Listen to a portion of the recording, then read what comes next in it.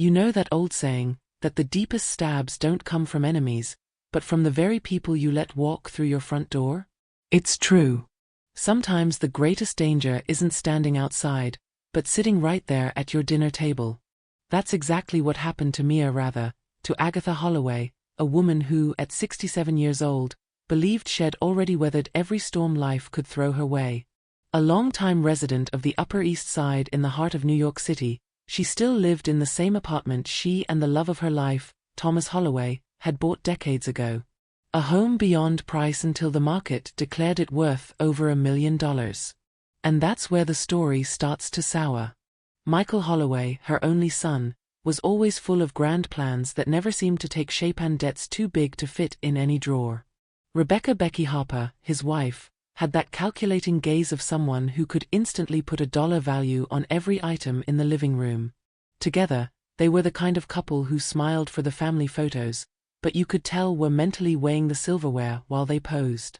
What no one saw was that behind the hugs and the Christmas presents, a quiet web of emotional manipulation, suspicious legal papers, and whispered conversations was taking shape. Conversations about assisted living and selling the apartment to make life simpler.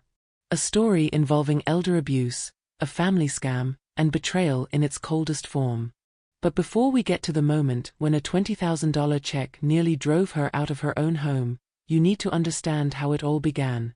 How small requests slowly turned into outrageous demands. How trust was eaten away, day after day, until all that remained was the heavy silence between a mother and her son. Get ready, because this isn't just a story about inheritance and a property sale. It's a story about courage, about setting a trap for a fake buyer, about gathering the kind of evidence that puts people behind bars, and about the strength you find when you think you've got nothing left. And if you think you've heard every kind of family betrayal, wait until you hear the details of this one. When we hear the word betrayal, the image that first comes to mind is usually that of a stranger, an open enemy, someone waving a flag of war in your face. But life has a cruel way of showing you that the worst stabs never come hidden. They arrive disguised as hugs, as I'm worried about you, and even as I just want what's best for you. Agatha Holloway learned this the hardest way possible. At 67, she thought she was safe, surrounded by the memories in the apartment she had built with Thomas, the man she'd loved for more than 4 decades. A charming Upper East Side home valued at over $1 million, but whose real worth was entirely sentimental. She never imagined that very apartment would become the prize in a silent race fought within her own family. Her son, Michael Holloway, had always been a dangerous mix of charm and irresponsibility, the kind who could talk anyone into lending him money but almost never paid it back. Rebecca Harper, better known as Becky, his wife, carried herself quietly, but her eyes were as sharp as blades. She would smile politely, compliment the meal, but seemed to measure every corner of the house like someone assessing a property they planned to claim. Together, they were a seemingly harmless pair, and that's exactly how the most successful family scams begin. Agatha, used to forgiving her son's shortcomings, never imagined he and his wife would become the architects of a plan involving emotional manipulation, fraudulent power of attorney, and even attempts to have her declared legally incompetent. It began with gestures so small they were almost invisible.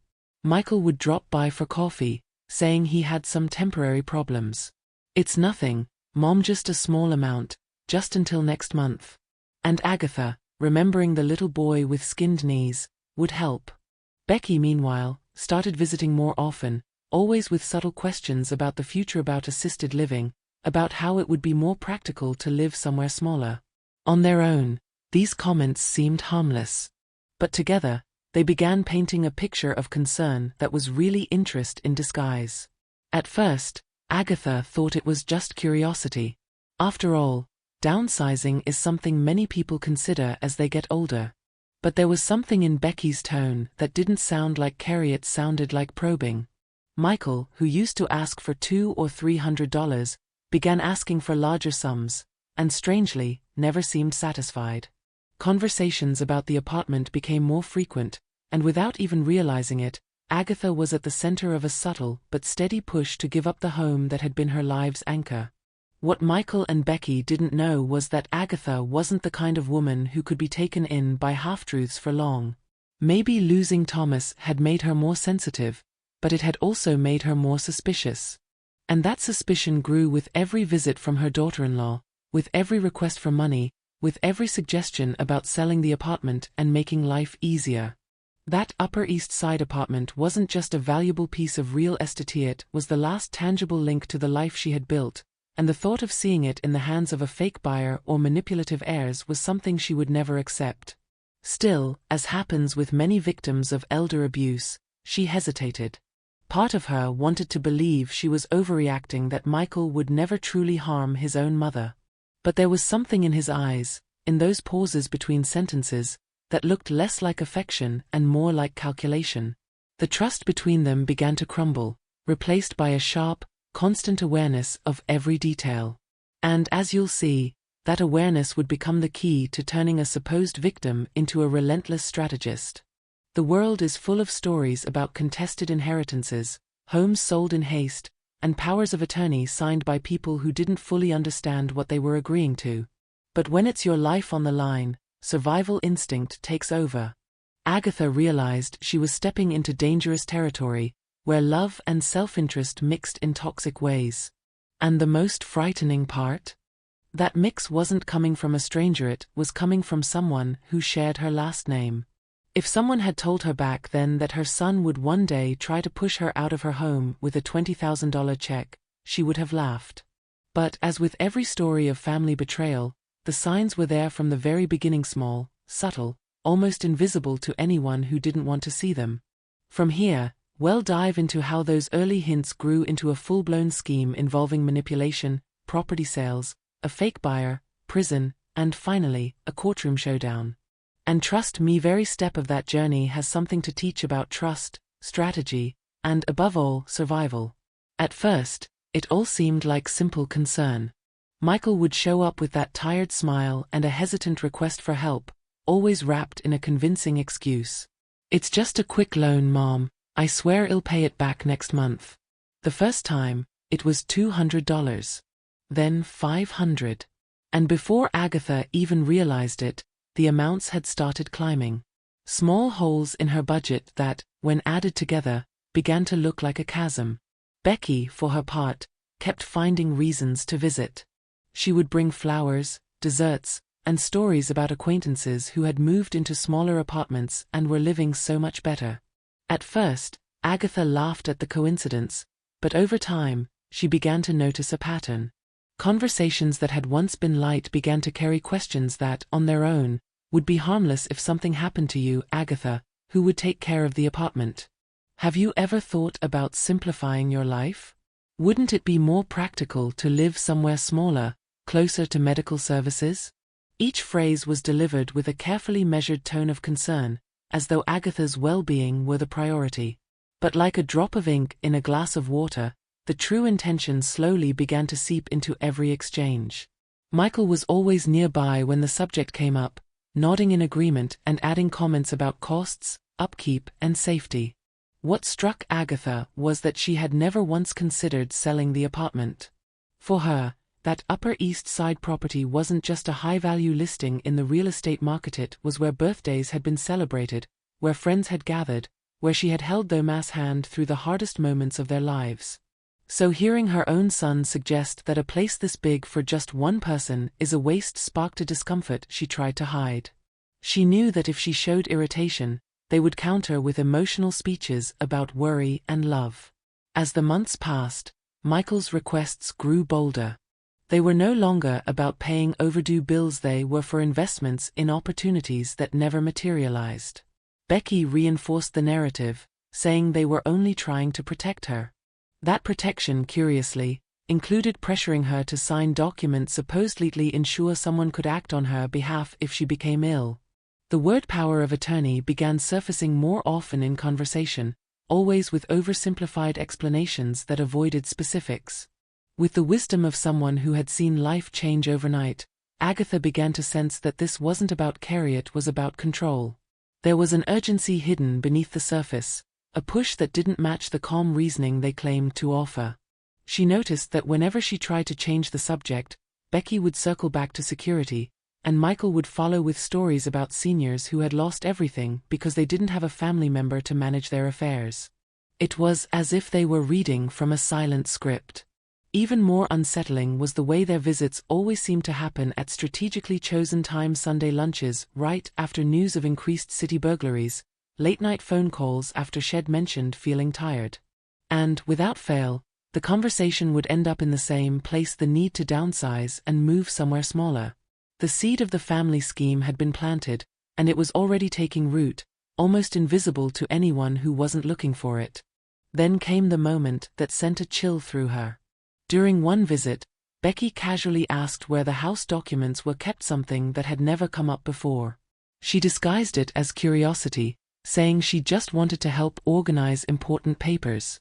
Agatha pretended it didn't matter, but inside, she felt a cold ripple run down her spine. It was as if her entire home had suddenly become a game board, and she had unknowingly been made the most valuable piece. Anyone else might have caved early, trusting in the supposed good intentions of the pair. But Agatha had a gut instinct, the same instinct that had helped her build a solid life with Thomas, that told her to keep her eyes wide open. That intuition began slowly transforming her from a vulnerable target into an active player in a battle that was only just beginning. And what Michael and Becky didn't know was that their next moves would be bolder and far more dangerous. It was around this time that the subtle hints gave way to open advances. Michael, who had once spaced out his requests, began appearing almost daily, not with excuses about overdue bills anymore, but with dramatic tales of family emergencies. Becky took on an even more active role, wielding emotional manipulation like a second language. She spoke of her concern for Agatha's health, hinting that it's only a matter of time before someone has to make the hard decisions for you. These conversations, which had once been indirect, were now heavy with urgency. One cloudy afternoon, Michael walked into the apartment carrying a leather folder. He said he had spoken to a lawyer about the importance of having a power of attorney signed to avoid bureaucratic headaches later. His tone was no longer an invitation, it was almost a demand. "Mom, it's for your own good, to make sure no outsider takes advantage of you." What he didn't say was that with that signature, he would gain unrestricted access to every asset she owned, including the Upper East Side apartment. Becky chimed in with tales entirely fabricated of elderly people who had lost everything because they didn't have someone they could trust to handle their finances. Agatha listened, recognizing a rehearsed rhythm in their delivery. Whenever Michael spoke of protection, Becky spoke of practicality. Whenever she hesitated, he leaned in with tragic anecdotes, and Becky would close with a sympathetic smile. It was like watching a stage play where the script had been written long before she ever took her seat. But behind her calm gaze, she was mentally taking note of every detail, every word, every gesture. The visits became almost invasive. Becky showed up with lists of assisted living facilities, brochures for smaller apartments, and even printed ads from supposed buyers for the property. Michael ramped up the pressure, hinting that maintaining such a large apartment alone was both dangerous and wasteful. "You don't need all this space, Mom. It's too much for just one person." No matter how much they dressed it up as concern, Agatha could feel the weight of an interest that had nothing to do with her well-being. By then, their conversations rarely touched on family memories or ordinary topics. Everything revolved around assets, finances, and her future, always with an urgency that felt artificial. There were no more questions about how she was doing emotionally, only about where she planned to live, how much it cost to maintain the apartment, and who would take care of the documents if she became ill. It was as if the bond between mother and son had been replaced by an endless business meeting about her estate. The emotional manipulation peaked one night at dinner, when Becky let slip a line Agatha would never forget: "Do you really want to leave all this to someone who won't even appreciate it?" It was no longer just suggestion, it was a calculated strike aimed at making her doubt her own decisions. Michael, on the other hand, played the victim, claiming he was only trying to help but that she didn't trust him. It was a carefully constructed reversal meant to weaken her emotionally. That was the moment Agatha knew that giving in would mean opening a door she could never close again. And contrary to what Michael and Becky believed, that realization didn't make her retreat, it made her start planning her counterattack. She knew the pressure would escalate, that new tactics would appear, but she also knew that patience would be her greatest weapon. While they thought they were closing in, she was already laying the groundwork for something much bigger. From that point on, every meeting, every word, every request would be analyzed with surgical precision. She wouldn't show discomfort, wouldn't resist openly. On the contrary, she would play along, let them think they were winning. Because Agatha Holloway was about to turn the game around, and when she did, the con they thought they were pulling on her would become the trap that landed them behind bars. The breaking point came on a Saturday afternoon, when Michael showed up alone without Becky, which in itself was unusual. He walked into the apartment with a heavy look on his face, sat at the table, and after a few seconds of silence, dropped it. "Mom, I need $50,000. It's a family emergency." There were no pleasantries, no soft build-up, just a demand, thrown into the air like it was an order, not a request. Agatha took a deep breath, sensing something definitive was about to happen. The amount was far too large to be just another financial squeeze. And the word emergency, coming from him, sounded less like urgency and more like a coded phrase for don't ask questions.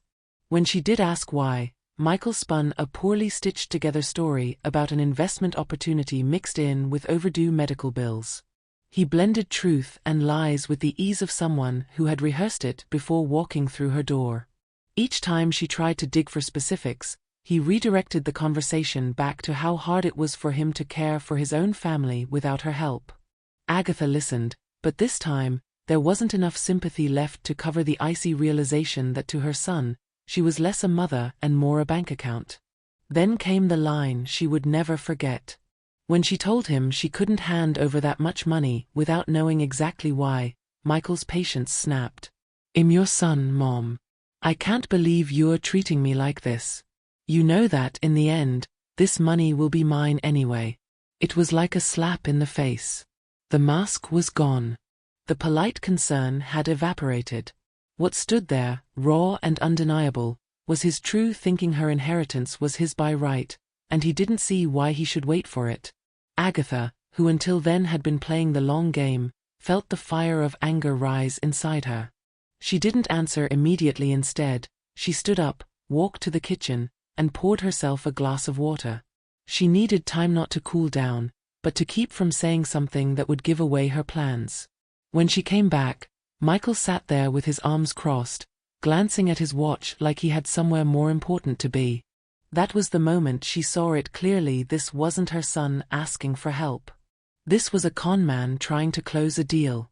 The argument escalated when she refused outright. Michael accused her of being selfish, of choosing money over family. Becky, who arrived mid-conversation, slid into the role of mediator, but her words dripped with poison. "Agatha, you know he'd do anything for you. And if something happened tomorrow, how would you feel knowing you refused to help?" It was emotional manipulation at its most sharpened, using fear and guilt like weapons. But this time, Agatha didn't flinch. With a steady voice, she told them she would not sign a power of attorney, would not sell the apartment, and certainly would not hand over money for a problem that wasn't clear. The silence that followed was thick enough to cut.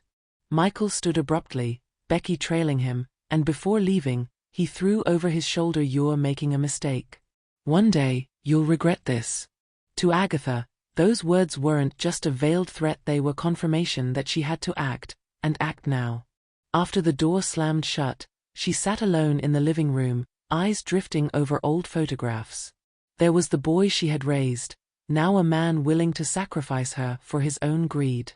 For the first time, she didn't feel just sadness, she felt a cold, sharp determination. There was no more room for doubt. If she didn't take control of the situation, she would lose not just her home, but her independence and dignity. That very night, she made the call that would change the course of the story. She picked up the phone and dialed someone known for helping friends in delicate situations, private investigator Laura Bennett.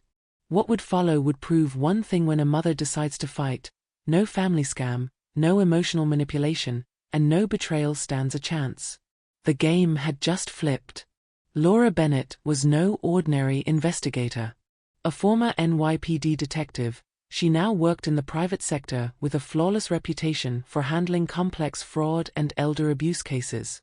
When she answered Agatha's call, she listened without interruption, jotting down every detail. When Agatha finished, Laura's response was direct: "If you let me work, we'll find out exactly how far this goes and you'll have the evidence to make sure they never try this again." The words sounded like an unspoken pact between two women unwilling to lose. The very next day, Laura was at the apartment for a closed-door meeting.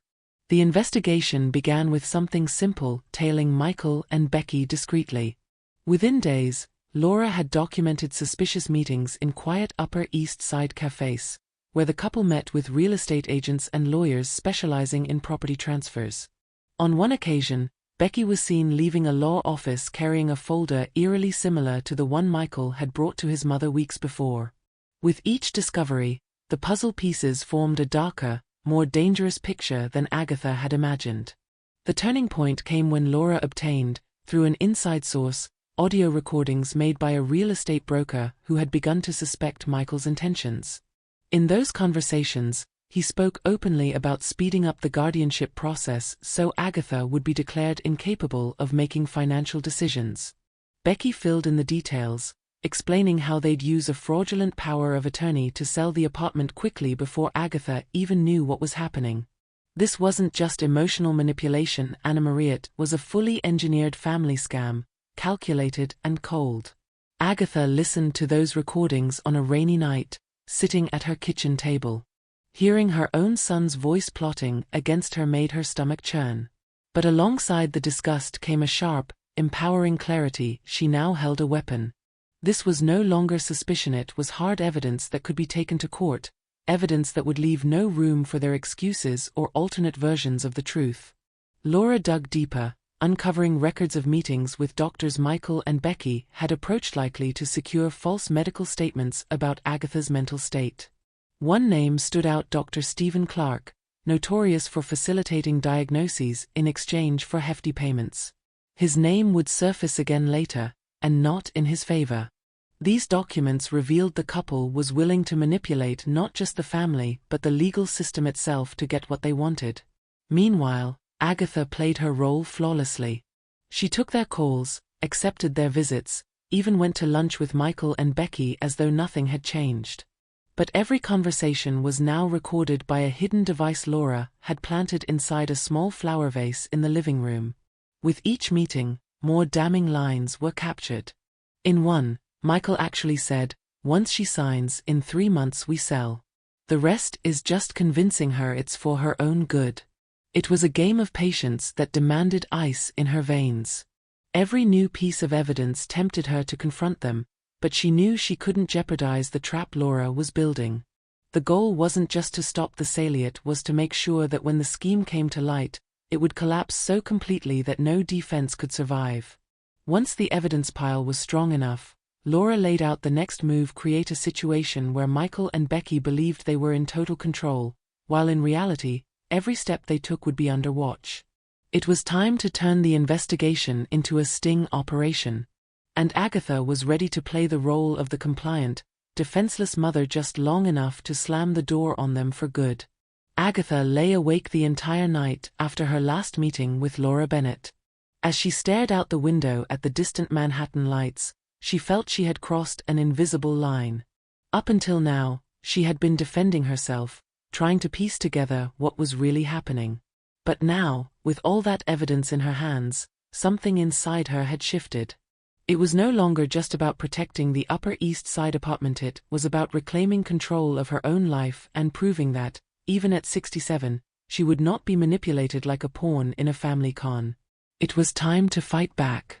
The next morning, she invited Laura for coffee and laid out her decision: "I want to play their game, only better. I want them to believe they're winning, so they let their guard down."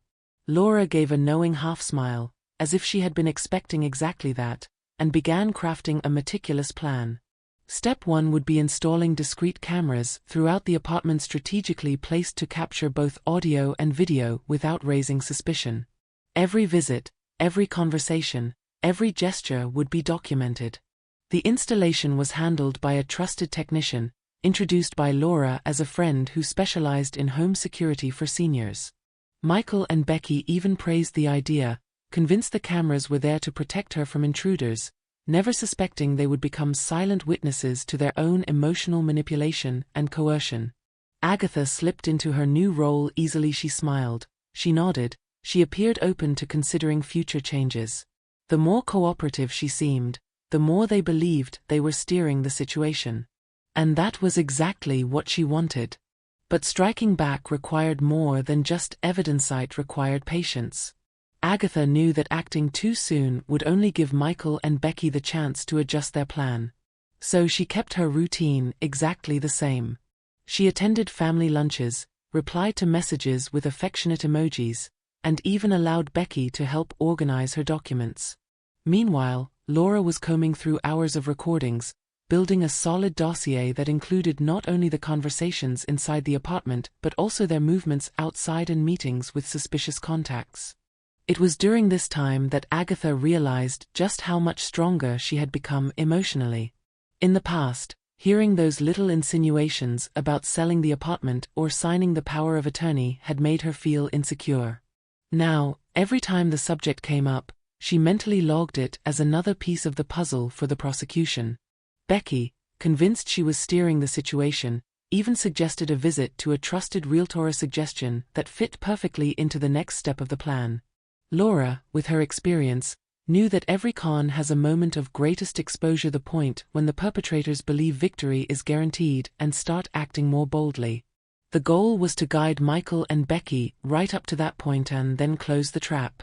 To do that, they would need something new, something that would ignite their greed in a way they couldn't resist. Playing the part of the vulnerable mother, Agatha casually mentioned that she had been considering offers on the apartment, hinting that maybe it was time to simplify her life. Michael's eyes lit up with a gleam she had never seen before, a gleam that had nothing to do with love or care. Becky, more composed, asked for details, and Agatha gave just enough to plant the seed for the next stage. That very day, as Michael and Becky left, convinced they were on the brink of victory, Agatha and Laura were already discussing the next move, creating a purchase offer that, to them, would look like the golden ticket to a fortune. What they didn't know was that the game had already shifted entirely. Agatha was now the one in control. The plan had to be executed with surgical precision. Laura Bennett explained that, to catch Michael and Becky in the act, it wasn't enough to record suspicious conversations. They needed to put them in a position where they would incriminate themselves beyond question. That's when the idea emerged: create a fake buyer, someone posing as a representative of a high-profile investment company ready to close quickly and in cash. The name they chose was Hudson Valley Investment Holdings, grand and credible enough to spark their greed. Next came finding the perfect go-between: Jason Miller, a realtor known for being ambitious and careless. Laura knew Jason had been involved in questionable deals before and would be easily manipulated into joining the charade without raising suspicion. He would be paid to pose as the lead negotiator and promised a generous commission. The key was making Michael and Becky believe he was on their side, not Agatha's. With the stage set, Agatha began planting the story. Over dinner one evening, she mentioned receiving an interesting offer from a corporate buyer looking to invest in Upper East Side properties. She pretended to be unsure about accepting it, but let slip that the offer was more than fair and that the deal could be closed quickly. Michael bit instantly, asking questions about timelines and conditions, while Becky, the strategist, wanted to know if any new signatures would be required. The following meetings were carefully orchestrated. Jason Miller, in his role as broker, presented seemingly legitimate documents that, in reality, were harmless to Agatha.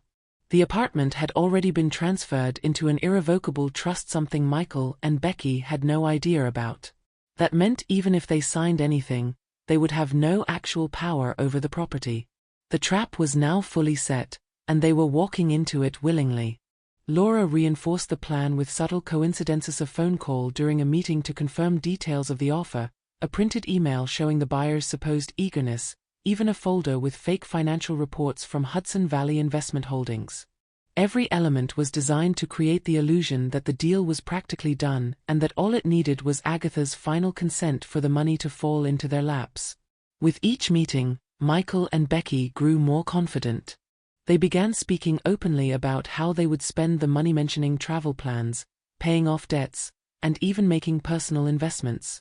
These conversations, of course, were recorded by the hidden cameras and microphones in the apartment and in a handbag Agatha brought to every meeting. The material left no doubt there was no genuine concern for her well-being, only a hunger to liquidate her assets. The climax of the setup came when Jason presented a final offer and said the signing could be done at his office, quietly and discreetly. Michael and Becky, convinced they were about to pull off the con, agreed without hesitation. What they didn't know was that this meeting would be timed precisely to coincide with the moment federal agents would step in.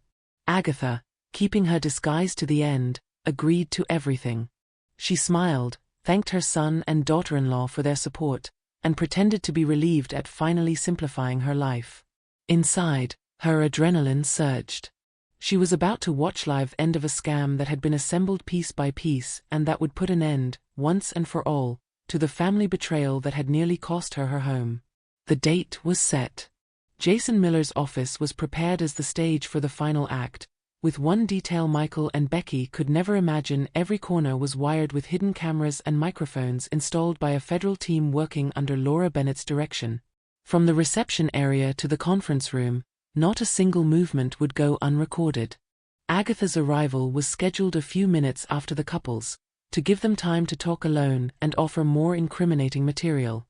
Waiting in the car, Agatha listened through a discreet earpiece to her son and daughter-in-law's voices. Michael spoke excitedly about how life was going to change and how they could finally breathe financially. Becky, meanwhile, rattled off a mental shopping list and travel plans, as if the money were already in their account. Every sentence, every shared laugh, was more proof of the elder abuse and emotional manipulation they had been committing.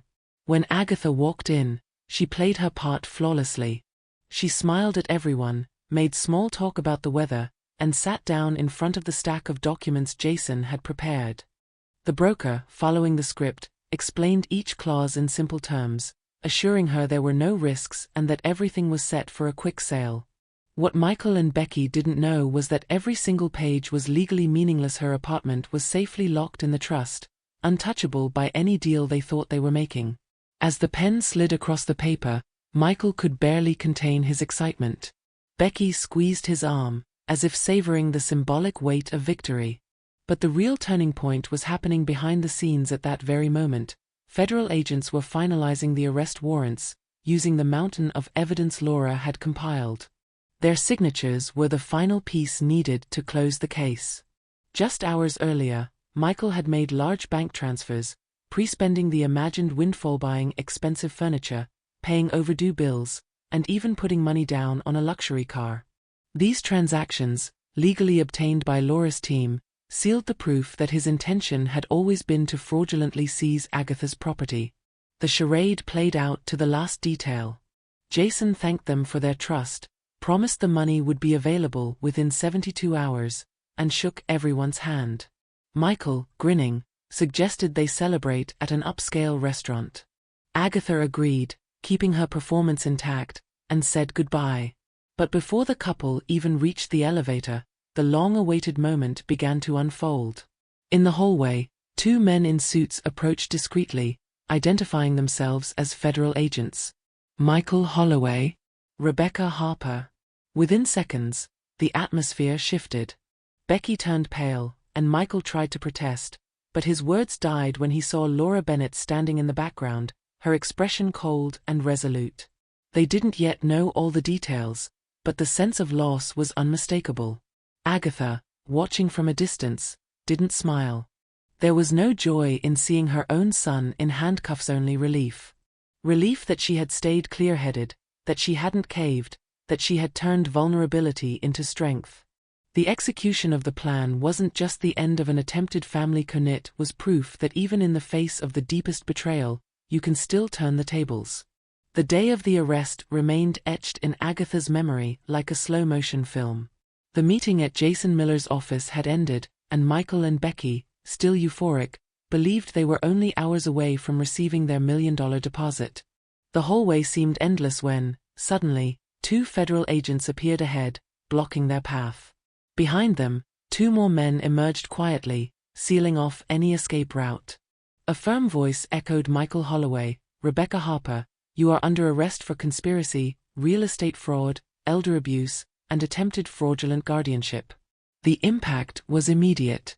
Michael froze, eyes wide, while Becky took a step back, as if she could retreat from the inevitable.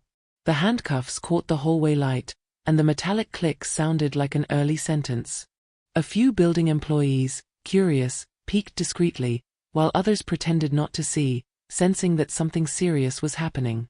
It was the end of a plot woven with arrogance, now unraveling in public, exposing every rotten thread that had held it together. Laura Bennett, standing several feet away, observed with the calm of someone who knew the job had been done to perfection. She greeted the agents, received a quick nod in return, and then glanced briefly at Agatha, who was watching from a safe distance. There was no loud victory, only a heavy silence, the kind that follows the fall of people who once thought themselves untouchable. As Michael was led away, he tried to speak. "This is a mistake, you don't know who you're dealing with," he shouted, his voice tinged with desperation. But the mountain of evidence, audio and video recordings, suspicious financial transactions, fraudulent power of attorney documents, and records of meetings with brokers and doctors was indisputable. There was no graceful way out, no quick deal to make this disappear. Becky, more restrained, kept her eyes down, perhaps already calculating what few options she had left. But deep down, she knew the cards were on the table and every one of them was stacked against her. Jason Miller's presence, being taken in for questioning as an accomplice, only made it more humiliating. The man they thought was their ally was, in fact, just another piece in the trap Agatha and Laura had set. Outside the building, unmarked federal vehicles were waiting. Michael and Becky were placed in separate cars, a measure designed to prevent them from aligning their stories. The sound of the doors closing was, for Agatha, confirmation that the immediate danger had passed. But she knew the road to complete justice would still be long. There would be the trial, the sentencing, and inevitably, the fallout within the family. As the cars pulled away, Laura approached Agatha. "It's done. Now it's just a matter of time before everything is made official in court." Agatha simply nodded, her expression steady. There was no celebration, only a deep sense of closure. Her apartment was safe, the truth documented, and the perpetrators in custody. That day wasn't just the end of an attempted family coup, it was proof that intelligence, patience, and strategy can dismantle even the most carefully constructed plans. For Agatha, it was the quiet victory of someone who had waited for the exact right moment to act, and the beginning of a new phase, where she would never again allow anyone to try to control her life. News of Michael and Becky's arrest spread quickly, first within a small circle of acquaintances, and then, within days, across the entire Upper East Side. The case drew attention not only because of the seriousness of the charges, but because it involved a family scam targeting an elderly woman, made even more shocking by the fact that she was the mother of the main accused.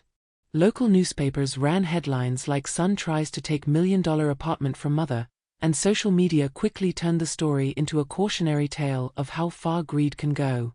The image Michael and Becky had spent years curating collapsed in mere hours. Their assets were swiftly frozen. The apartment they lived in was seized by the court, their luxury vehicles impounded, and their bank accounts locked. Michael lost his job almost immediately, and Becky, who worked as a consultant, saw all her clients terminate contracts, fearing the negative publicity. The life they flaunted on social media, lavish trips, expensive restaurants, designer clothes, evaporated like smoke, leaving behind nothing but debt and disgrace.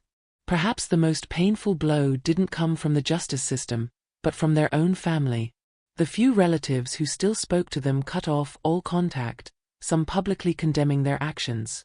Old friends stopped answering calls. It was as if they had suddenly become social ghosts, condemned to live on the margins of the community that once embraced them. In the middle of all this, their daughters Emily and Sarah felt the impact most deeply. Still teenagers, they watched their world crumble. At school, malicious comments and judgmental stares became part of daily life. Extracurricular activities were cut, not only because of financial strain, but because the girls were too ashamed to be seen in public. Their innocence was crushed under the weight of their parents' choices. Agatha, as hurt as she was, couldn't ignore her granddaughter's pain. Although she had decided to cut all ties with Michael and Becky, she extended a hand to the girls, offering emotional support and helping them continue their education. It wasn't easy to separate her love for them from the anger she felt toward their parents, but Agatha knew Emily and Sarah weren't responsible for the actions that had shattered the family. Meanwhile, Jason Miller, the broker involved in the scheme, faced his own reckoning. His professional license was suspended, and he was investigated for participating in other similar scams. Dr. Stephen Clark, the complicit physician, was indicted for fraud and falsifying medical reports, losing his right to practice medicine. The web of accomplices unraveled before everyone's eyes, proving that when the truth comes out, few escape unscathed. For Michael and Becky, the fall was more than financial, it was a total loss of control over their own narrative. Until then, they had managed to spin stories, twist facts, and maintain the image of a united family. But now, everything was preserved in irrefutable evidence. They weren't victims of a misunderstanding, as they first claimed they were deliberate architects of a crime against someone who should have been untouchable. And so, the couple who once believed they could talk their way out of anything now faced an inescapable reality, confronting not only formal justice, but also the silent, unrelenting judgment of everyone around them. What would follow the trial and sentencing would merely formalize a condemnation that had, in truth, already begun the day they were arrested. The trial of Michael Holloway and Rebecca Harper began on a bitterly cold November morning in the towering federal courthouse of Manhattan, a building whose stone walls had witnessed both the downfall of the guilty and the redemption of the innocent. That day, the corridors were filled with the low hum of whispers, the clicking of cameras, and the scent of anticipation in the air. Every seat in the courtroom was taken, journalists scribbling notes with fierce intensity, curious residents of the Upper East Side craning their necks to catch a glimpse, and others who had come simply to see justice unfold in a case that had already shaken the community to its core. At the very front, framed by the solemn atmosphere of the court, sat Agatha Holloway, her posture perfectly straight, her hands resting calmly on her lap.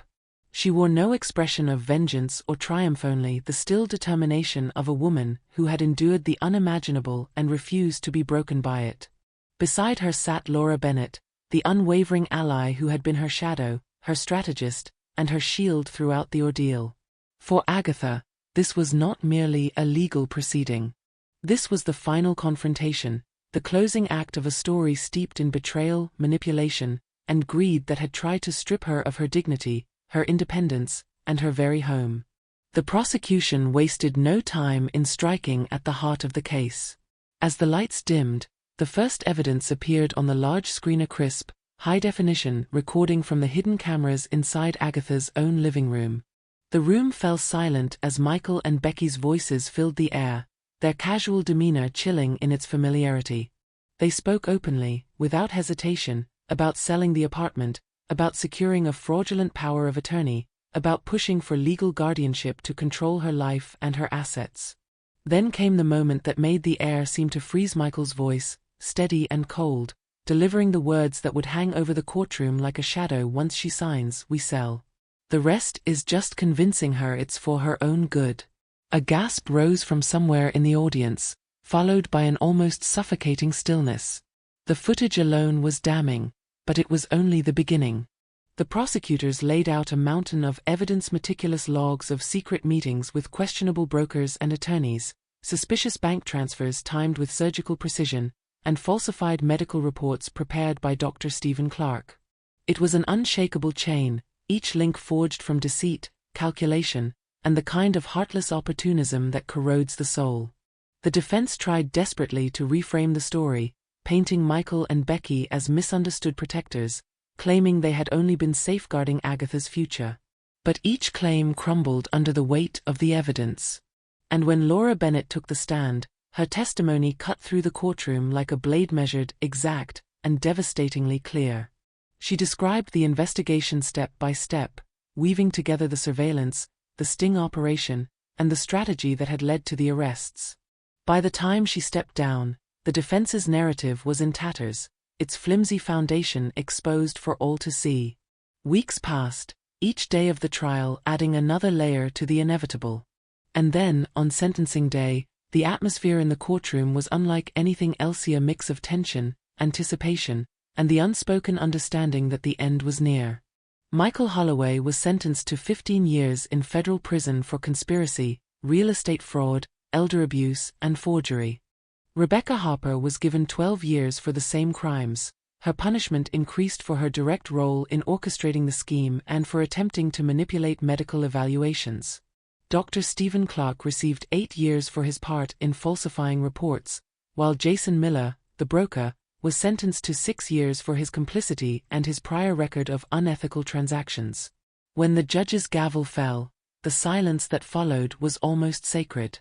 Michael sat rigid, his chin lifted in a performance of defiance, but his unfocused gaze betrayed the truth. This was a man who had lost everything.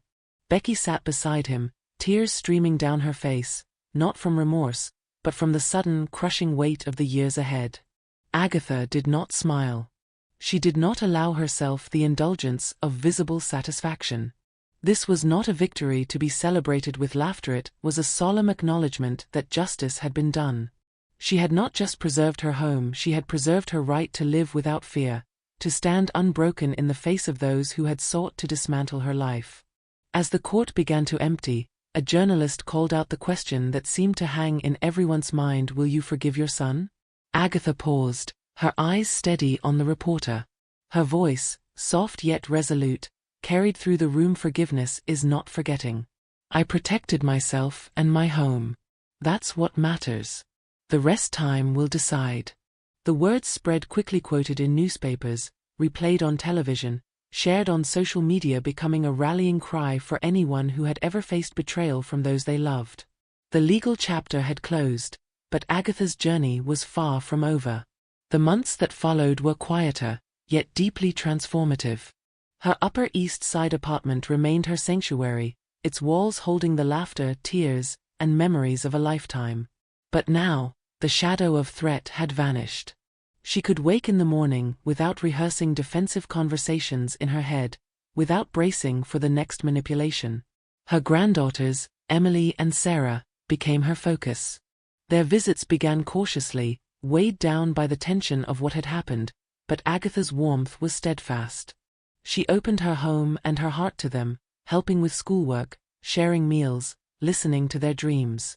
Slowly, the air in the apartment shifted. Laughter returned, replacing the heavy silence that betrayal had left behind.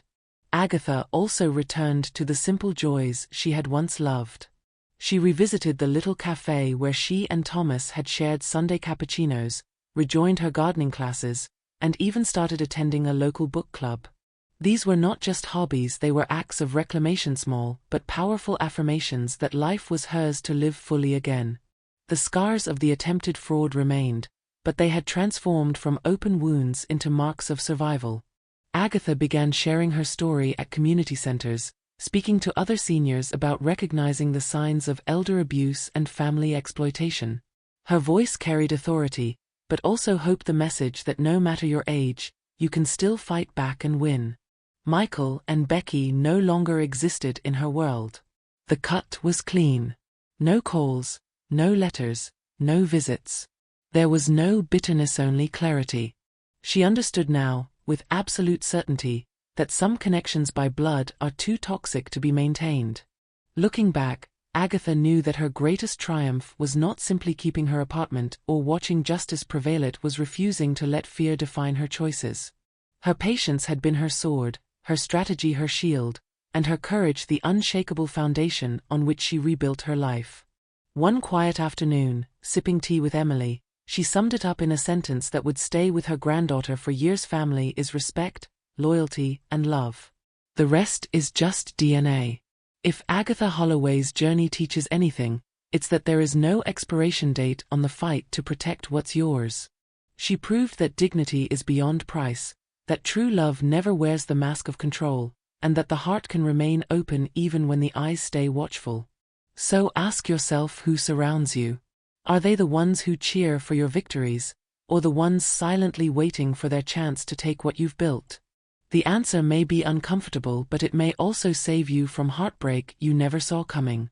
And if you feel that answer stirring unease in your chest, take Agatha's example to heart. Watch. Prepare. Strengthen yourself. And when the moment comes, act without hesitation. The strength you need is already within you, it only waits for your decision to use it. If Agatha's story has touched you, share it. Speak out about elder abuse, about family betrayal, about emotional manipulation. Every story told is another light switched on in a place where such darkness thrives. The more we speak, the less space these predators have to move.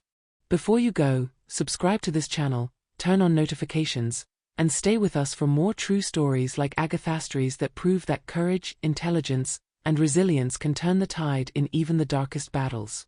Because in the end, life is not defined by what others try to take from you, it's defined by what you refuse to let go.